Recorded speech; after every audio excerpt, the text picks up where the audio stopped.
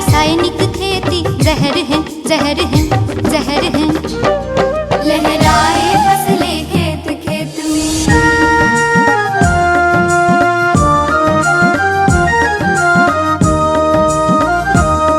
हम करेंगे जैविक खेती जो पौधों को जीवन देती, सबको सात्विक अन्न मिले, स्वस्थ बने मन खिले खिले। नए युग के लिए नई खेती, यह शाश्वत यौगिक खेती।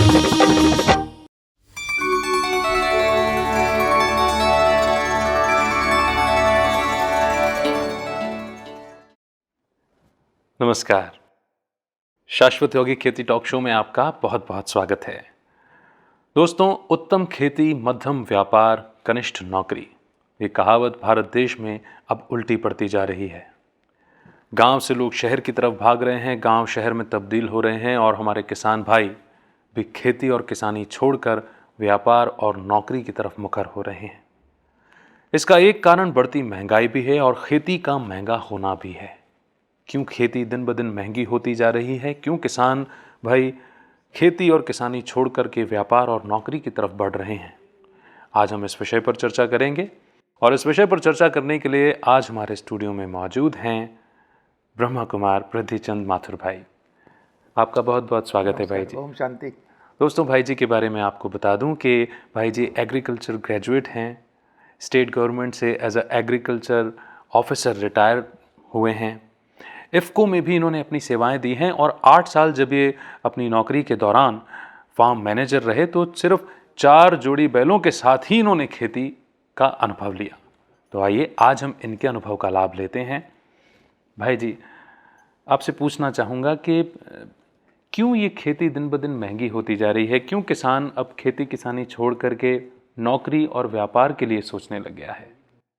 इसका सबसे मुख्य कारण तो ये है कि किसान लोग जो है वो अपने बच्चों को पढ़ा लिखा करके और खेती की तरफ डाइवर्ट लगाना नहीं चाहते, और किसानों के बच्चे भी पढ़ लिख करके जो है खेत के अंदर काम करना नहीं चाहते जी। तो और दूसरा जो उनके पत्नी जो आ रही है, बहुएं जो आ रही है, हाँ जी। वो पढ़ी लिखी आ रही है, वो गोबर उठाना नहीं चाहती।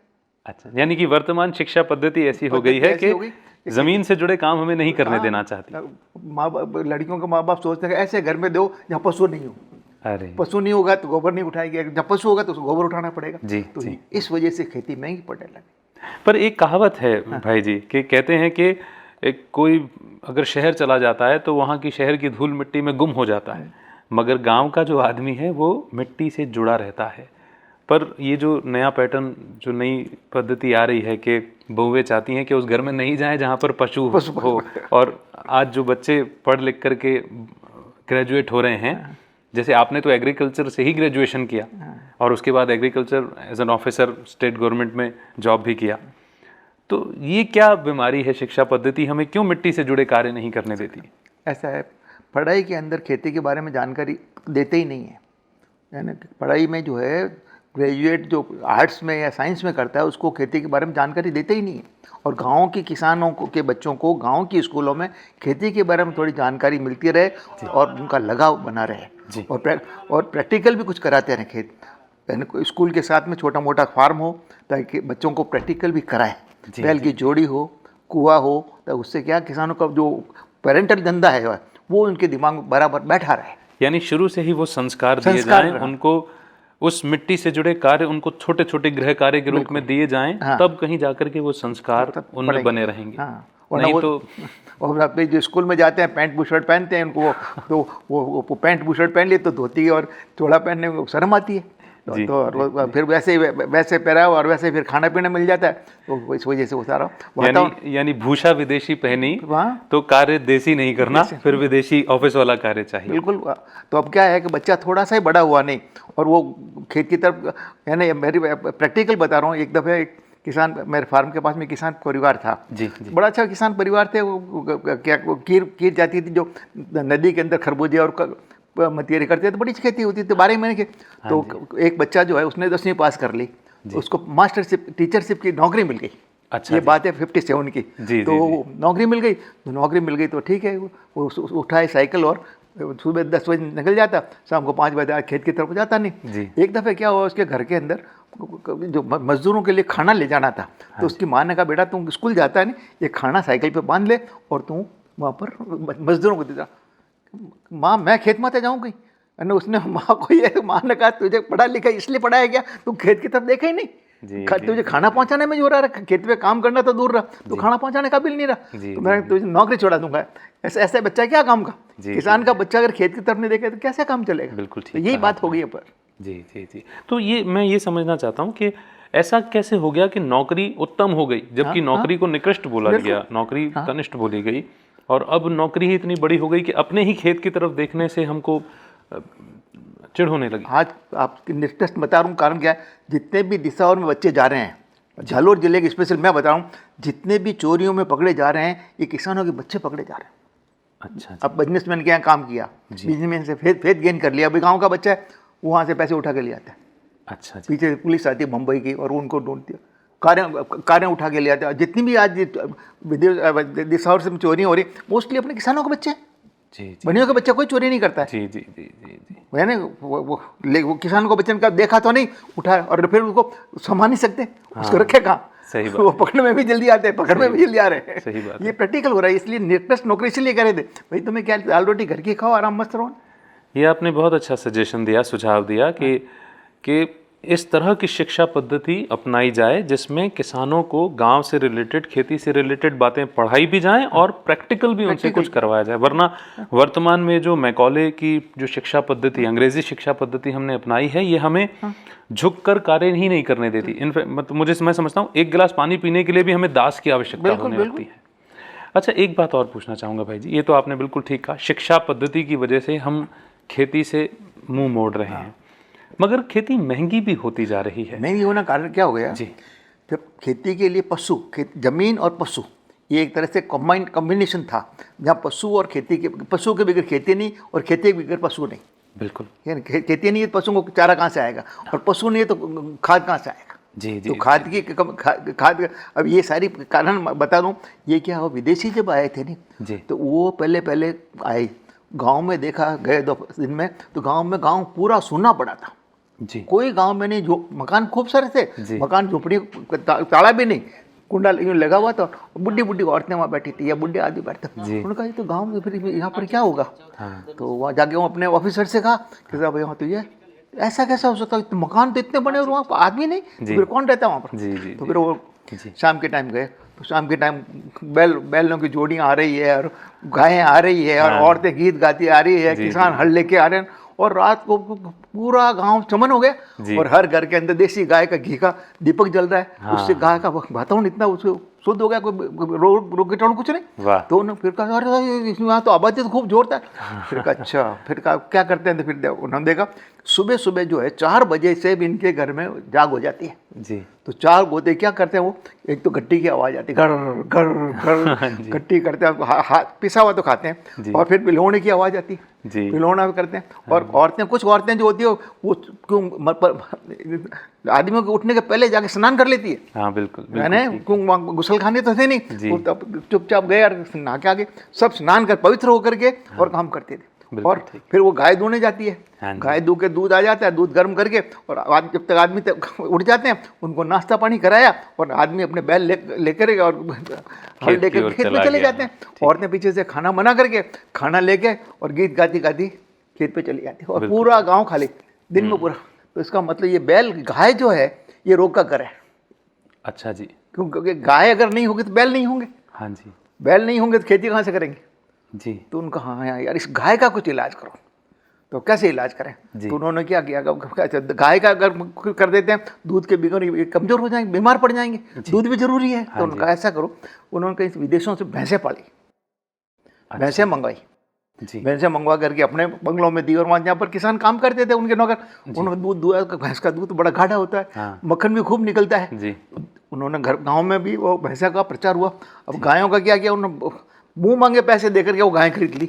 ओके, तो गांव में से गायें गायब और भैंसे आ गई। ठीक, गायें गायब होते ही बैल गायब।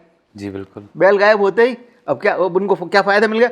उधर से वो ट्रैक्टर, उनका जो ट्रैक्टर का जो प्रोडक्शन था नहीं वो बैलों का उपयोग करने लगे ट्रैक्टर पे। जी जी तो आदमी आदमी फ्री हो जा। पहले क्या, हर घर में 4 बैल की, जैसे मेरे छोटा सा फार्म पे 4 जोड़ी थे, मैं 4 आदमी एम्प्लॉयड थे। जी बच्चा थोड़ा ही तैयार हुआ नहीं, भाई बैल की जोड़ी ले ले, जी। कर काम। हाँ जी और आराम से एक बैल की जोड़ी से 1 एकड़ जमीन जो है आराम से जोतता। जी तो आज 1 एकड़ जोत करने के लिए 500 रुपये चाहिए। जी 1 एकड़ की जमीन को जोतने के लिए ट्रैक्टर से 500 रुपये चाहिए, जी जबकि वो केवल दाल रोटी खाकर, घर की रोटी खा करके और 1 एकड़ जोड़ के आ जाता जी जी और हंस-फुस रहता था, अच्छा खाने को मिल जाता था। हाँ जी यूं करके तो ये अंग्रेज, ये विदेशी खेती जो अपने गले में जो आ गई, वो नाश हो गया। अब गोबर नहीं घर में, हाँ जी गोबर के बिल क्या करें, तो उन्होंने क्या, वो रासायनिक खाद की फैक्ट्रियाँ थी, वो रासायनिक खाद चेपना शुरू कर दिया। जी उससे क्या हुआ, अपनी ज़मीनें खराब हो गई। और उन समझदारों ने क्या किया कि उन्होंने अपने वहाँ तो खाद 400 साल खाद दिया और अपने खेत खराब हुए, उन्होंने खाद का इस्तेमाल बंद कर दिया। काम में लेना बंद कर दिया। जी जी जी और प्रोडक्शन कर रहे हैं और अपने को भेज रहे हैं। और जब जापान वाले तो ये कह रहे हैं कि ट्रैक्टर, किसान कहते हैं हमें ट्रैक्टर नहीं चाहिए, हमको बैल चाहिए। अब दिक्कत उनको क्या होगी, बैल उनके जो गायें जो है, उनके यहाँ जुड़ा जो होता है ना बैल का, ये ऊपर उठा हुआ, जी। ये नहीं होता, ये इसको कहते हैं हम बोलते हैं। हाँ। इसको बोलते हैं हम कुबड़ जिसको ये कहा ऊपर- जा सकता ये है। उठा हुआ नहीं, जी इसकी वजह से जो बैल खेती कर सकते जी। हैं, ये जोड़ा जो रह जाता है। तो अब क्या करें, गायें उनकी वैसी, तो आज की तारीख में अपने हिंदुस्तान की गायें वो ले जा रहे हैं जी बैल पैदा करने के लिए। जी। वहाँ अपनी देसी गाय जा रही है, देसी गाय बैल तैयार हो रहे हैं और देसी हल से खेती कर रहे हैं। जापान वाले के हमको ट्रैक्टर नहीं चाहिए, हमको तो बैल चाहिए। यानी हमारी पद्धति अब विदेशी अपना रहे हैं और हम देसी ही छोड़ करके विदेशी में। और वो क्यों अपना रहे हैं, क्यों, उससे बर्बाद हो गए, उनकी जमीनें बर्बाद हो गई, इस वजह से वो अपने हिंदुस्तान की जो खेती अपना रहे हैं। जी जी तो जी। ये आपने बड़ी कितनी अच्छी रिसर्च की बात बताई है, इतिहास की बात बताई है। इसलिए कहा जाता है कि बड़ों के साए में बैठना चाहिए, पुरानी बातें पता चलती हैं। तो कितनी कमाल की बात है कि जब वो अंग्रेज़ आए, उन्होंने देखा कि हमारे यहाँ गाय है, गाय के सुबह सुबह ही वो गाय की सेवा में लग जाते हैं, गाय का दूध दोहने लग जाते हैं और फिर बैल को लेकर के पुरुष जो हैं वो खेतों की ओर बढ़ जाते हैं। तो उन्होंने गाय को मेन माना, मुद्दा मान लिया कि यही जड़ है इनके व्यस्त होने का और इनकी समृद्धि का।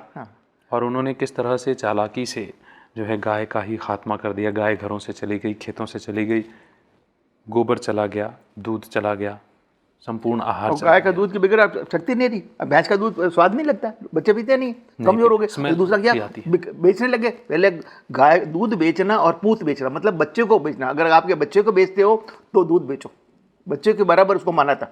अगर किसी को दूध की आवश्यकता होती आपस में मांग के दे सकते थे, पैसों से दूध नहीं बिकता था। बेचते नहीं थे। दूध बेचना और पूत बेचना बराबर, पूत में पुत्र को बेचना बराबर। जी जी बिल्कुल बिल्कुल। इतना इसलिए क्या था कि दूध को घर में काम में लो और स्वस्थ रहो।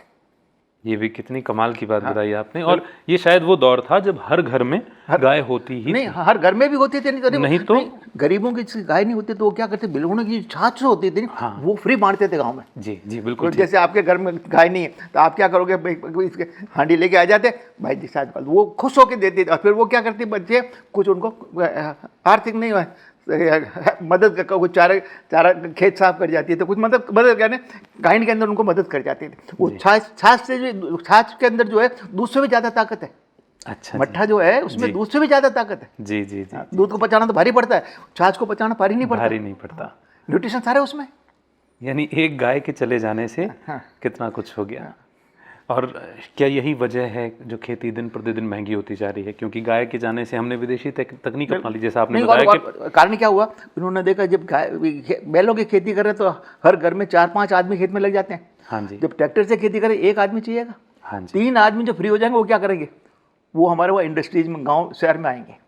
इंडस्ट्री लगाएंगे तो मजदूर कहाँ से लाएंगे? पहले कहीं अपने हिंदुस्तान में कोई बड़ी इंडस्ट्री नहीं थी। किसी भी शहर, बम्बई के अंदर केवल मछुआरे रहते थे। बम्बे में और जगह सिटी में वहाँ पर मछुआरे रहते थे। कोई भी मजदूर, किसान के बेटे को कहीं मजदूरी पे नहीं जाने देते थे। नहीं, किसान बेटा अपने घर में मस्त रहता था। जी। यानी गाँव छोड़ के शहर, किसान शहर की ओर जाता ही नहीं था। यानी बनिए जाते थे किसान के पास, कह रहे भाई अब तो गेहूँ तो दे। यानी किसान अपना प्रोडक्शन कब बेचता था, जब उसको कभी कोई चीज़ की आवश्यकता होती, जैसे शादी करनी है, सोना खरीदना है, कपड़े खरीदने, तो वो गेहूं के कट्टे लेके जाता और वो बाजार में उस कट्टे को गेहूं दे करके और अपने आवश्यकता अपनी काम की चीज़ें ले आता था, वरना वो ज़रूरत की किसान चीज़ें। कभी भी अपना प्रोडक्शन, और आज किसान तो फसल काटने के पहले बिक जाती है उसकी, हाँ जी, पहले ही बेच देता वो। जी, क्यों कर्जा इतना ऊपर वो होता, वो पहले किसान कभी कर्जदार नहीं हुआ था, किसान को कभी कर्जदार नहीं मानते थे। जी, जी, 3-3 साल की फसल जो है उनके, क्योंकि अपने मारवाड़ में इस साइड में अक्सर 3 साल में 1 साल अच्छी बरसात होती थी और 2 साल फसल काल पड़ता था, तो 1 साल के प्रोडक्शन को 3 साल तक प्रिजर्व करते थे वो। जी, इतना अच्छा प्रोडक्शन था और इतनी उनकी कैपेसिटी थी, जी, कर्जा था ही नहीं उनका। जी, जी, बाजरा अंदर रखा हुआ है, पड़ा है, कोई बिगड़ नहीं रहा है।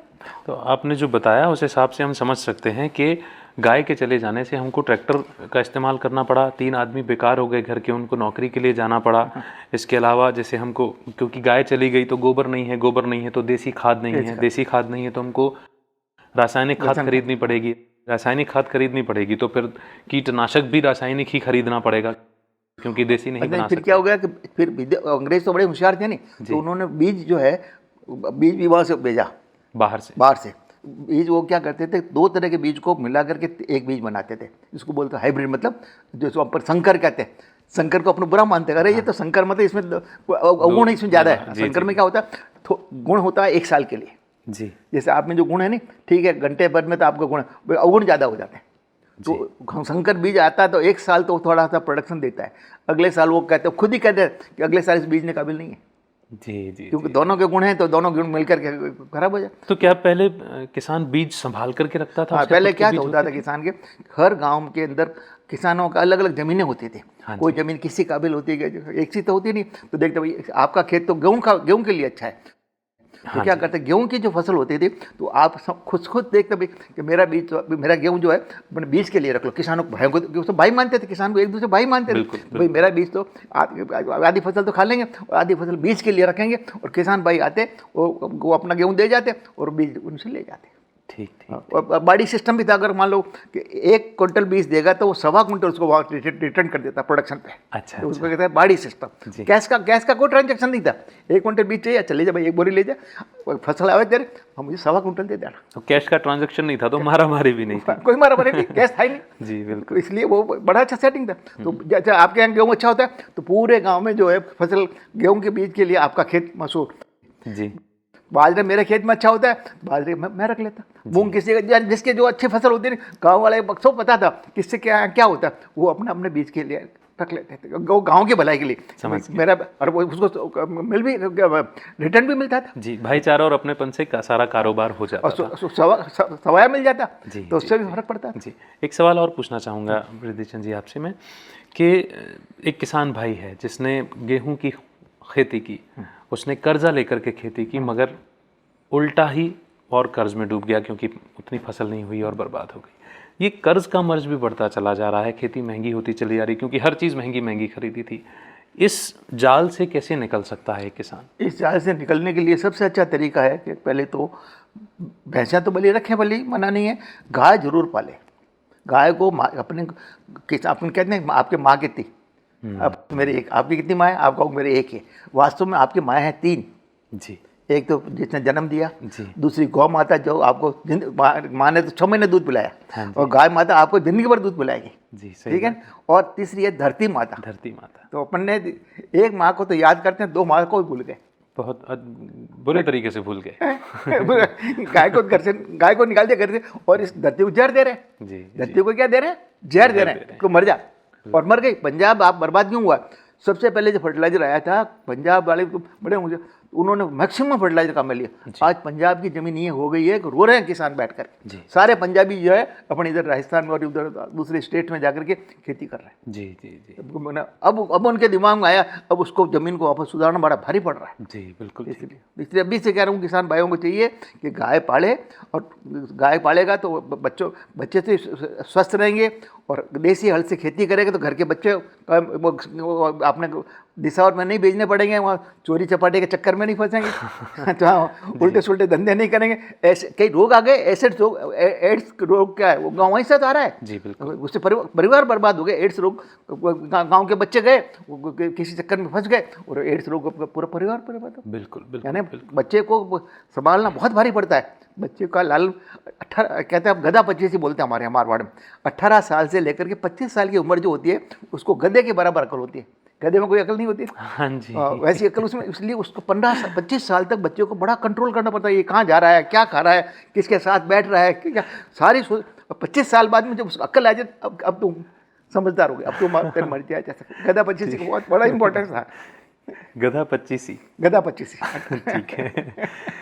आपसे बात करके बहुत अच्छा लग रहा है वृद्धिचंद भाई जी, और कितनी अच्छी बात है कि आज आप हमारे स्टूडियो में आए और कितनी अहम पुरानी सारी बातें बताई आपने, और किस तरह से कर्ज के जाल से भी निकला जा सकता है उसका भी कितना सरल सा उपाय आपने बताया कि एक अगर गाय ही किसान पाले, और ज़रूर पाले, जैसा आपने कहा कि किसान भाई को गाय ज़रूर पालनी चाहिए, क्योंकि गाय भी हमारी माता है और धरती भी हमारी माता है। गाय पालने से देसी खाद अवेलेबल है, देसी कीटनाशक अवेलेबल है, सारी चीज़ें हो जाएंगी, तो हमें बाज़ार से रासायनिक खाद और रासायनिक कीटनाशक नहीं खरीदना पड़ेगा जब सारी चीज़ें घर की होंगी, क्योंकि बैल भी आपको मिलने वाला है। मतलब ट्रैक्टर की जरूरत, आज डीजल के भाव हर साल बढ़ते हैं जी। डीजल के भाव बढ़ते हैं, खेती जुताई की कीमत बढ़ रही। बिल्कुल। अब एक बैल की जोड़ी 1 एकड़ करता था, 100 रुपये की मजदूरी होती थी।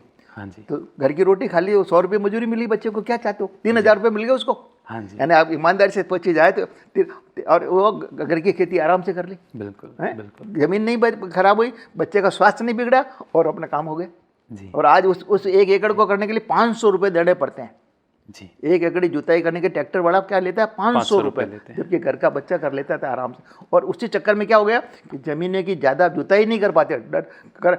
मैं जब खेती करता था, गेहूं की जुताई के अंदर 8 दफ़े हल चलाता था। जी। अब 8 दफ़े हल चलाया 500 रुपये के हिसाब से 4000 रुपये जुताई में लग जाए, क्या क्या पैदावार कर गया। अब क्या करते हैं, थोड़ा 2 हल चलाए, तीसरा बीज डाला, प्रोडक्शन वैसे ही होता है। जी बिल्कुल बिल्कुल। यानी गेहूं की जुताई में ज़मीन ऐसी करते थे कि भरा हुआ घड़ा जो है नहीं, घड़ा अगर मिट्टी में गिर जाए तो वो नहीं फूटे, इतनी मुलायम मिट्टी हो जाती थी। जी जी जी। 8-9 दफ़े जुताई नहीं कभी पैसा लगता नहीं था। बच्चा सुबह हुआ भाई, वो बैल की जोड़ी ले जा, हल चला, दिन भर में आराम से खेती करके हल जोत के आ जाता। घर में 3-4 बच्चे होते, 3-4 जोड़ी होती, वो आराम से खेती हो जाती। जी जी जी। मुझे लगता है कि हमको बहुत ज़्यादा कुछ कहने की ज़रूरत नहीं है, क्योंकि भाई जी जो हमें बात बता रहे हैं उससे सारा मामला पूरे आईने की तरह स्पष्ट हो रहा है। आपसे इतनी अहम जानकारी मिल रही है, ऐसा लग रहा है और बातें करता रहूं और बातें सुनता रहूं, पर थोड़ा सा समय की बंदिश आ जाती है। तो समय घड़ी हमें इजाज़त दे रही है कि अभी आपसे लें इजाज़त, क्योंकि लेकिन फिर भी आपने बहुत अहम जानकारी हमें दी है। तो मैं अपने तमाम किसान भाइयों की तरफ से, तमाम दर्शकों की तरफ से तहे दिल से आपका आभार व्यक्त करता हूं कि आप जोधपुर से चल कर के हमारे बीच में आए और हमको बहुत महत्वपूर्ण जानकारी दी। बहुत बहुत धन्यवाद। नमस्कार। आज का एपिसोड बहुत इंटरेस्टिंग था, बहुत जानकारी से लबालब था, क्योंकि खेती दिन प्रतिदिन महंगी होती जा रही है और खेती से हमारा मन उचटता जा रहा है, क्योंकि हम तन मन धन लगा देते हैं खेती करने के लिए, लेकिन जब हमको रिटर्न नहीं मिलता है तो हमें लगता है कि हम क्यों ये खेती करते चले जा रहे हैं। दिन ब दिन कर्ज का मर्ज बढ़ता चला जा रहा है, कर्ज लेकर के खेती करते हैं, और कितने आसान उपाय हैं। और मुझे लगता है कि आज हमें पता चला कि हमारी जड़ें बहुत मजबूत थीं और हमारी जड़ों को काट दिया गया। अगर हम जड़ों की तरफ लौटते हैं तो फिर से हरे भरे हो सकते हैं खुद भी, और खुद फिर से धरती माता को भी हरा भरा कर सकते हैं। फिर से खेती वही उत्तम स्तर पर पहुंच जाएगी, किसान अन्नदाता का दर्जा वापस पा सकेगा, फिर से सब कुछ खुशहाली हम अपने जीवन में ला सकते हैं। तो आज का एपिसोड बहुत ही इंटरेस्टिंग और बहुत ही जानकारियों से भरा था। उम्मीद है आपको ज़रूर पसंद आया होगा। कार्यक्रम की अगली कड़ी में एक नए विषय के साथ आपके बीच में फिर से उपस्थित होंगे। तब तक रखिए अपना बेहतर ख्याल और दीजिए इजाज़त। नमस्कार।